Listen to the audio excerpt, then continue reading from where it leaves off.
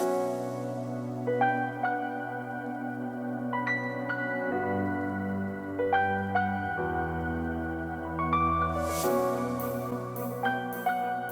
friends, older than 90% of the dogs on the planet here, bringing you another Dota 2 video on behalf of Dota Alchemy, where we are going to be discussing what I consider to be the most important concept on my path from 6k MMR to 7k MMR, which I just recently surpassed. First off, Dota 2 is an incredibly complex game, but it's not so much because of the individual mechanics in the game. They're not very complicated when you break it down. It's more so the combination of all of the simple but unique mechanics that makes the game incredibly hard to grasp at a high level at any given moment. Simply put, there is just way too much going on in the game to have a truly perfect picture of how you should play. It's just not possible, and anybody that tells you that it is a liar. So, with that being said, little anecdotes and phrases that help you understand the game go an extremely long way. To give you a few examples, what do you imagine when I say the following words or phrases, with, of course, respect to Dota? Laning, pressure, map control.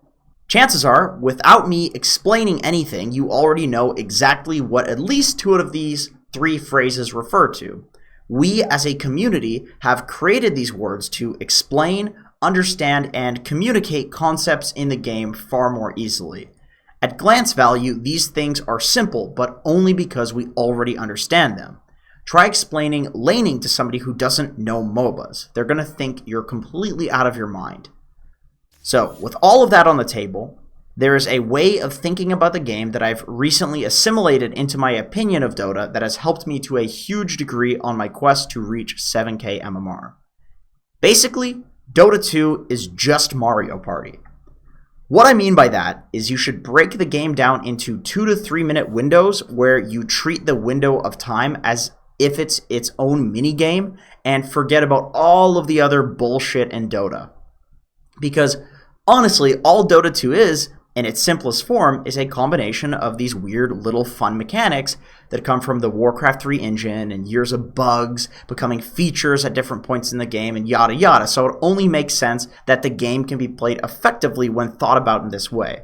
So for example, before 2 to 3 minutes, your first minigame is to think about how you can win the lane that you're in, given your regen, your opponent's regen, your heroes, and their heroes. Do you pull the creep wave? Do you double up the creep wave? Do you play the lane because you're just straight up stronger? Can you tri lane to win? Can you dual lane to win?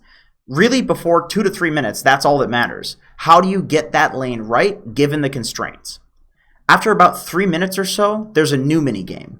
You have levels, and you have seen how your lanes went. This is usually when people reassess what they do in lane. Do you win the lane with levels now? Do you just play the lane because you're strong now? Do you rotate? Do you push the tower because the people have left your lane? And then at 5 minutes, you have bounties. The goal of this minigame is to try to get as many bounties as possible, usually 3/4 of them, and you're going to be happy. Can you secure 2 bounties in your lane? And your team can get the other one on the opposite side of the map. Do you need to rotate to get one because the bounties on your side are already free? There's a lot of things that you can do to just get more bounties. At 5 to 6 minutes, siege creeps are now at towers. So what you want to do is kill all of your opponent's siege creeps if you can, and keep as many of your siege creeps alive as possible. How do you do that? As Doom, you can devour one siege creep, gank to a lane, kill somebody, and then kill the siege creep that's there, and then siege the tower with the siege creep. So that's a really good way to optimize that little minigame. And of course, the minigames continue later and later. I could go on and on. So, why is this an important way of thinking about the game? Because this helps you solve a few big problems that I see so commonly in many coaching sessions. Problem number 1. People literally ignore bounties. They'll go to them after the fact, or they'll only get 1 or 2 when they could get 3 or 4. And the reason that people usually ignore bounties is because they're thinking about the game as a whole, rather than the current mini game, which is bounties, so they're distracted. Problem number 2. People lose towers across the map because they ignore the existence of siege creeps, and they don't get free towers because they ignore the existence of siege creeps. The reason that people usually ignore siege creeps is, once again, because people are thinking about last hitting or other things on the map rather than the current minigame that they're playing. And the list most certainly continues where this is a massive problem. To sum up, the moral of the story is that if you want to never forget what's important in the game, and therefore be way more likely to win a bunch of games, you should start by thinking every few minutes what minigame is about to start, and then be ready to play that minigame, only focusing on the constraints of that individual minigame rather than focusing on the extremely confusing grand scheme of things in Dota, or allowing yourself to be distracted by mundane autopilot bullshit like last hitting.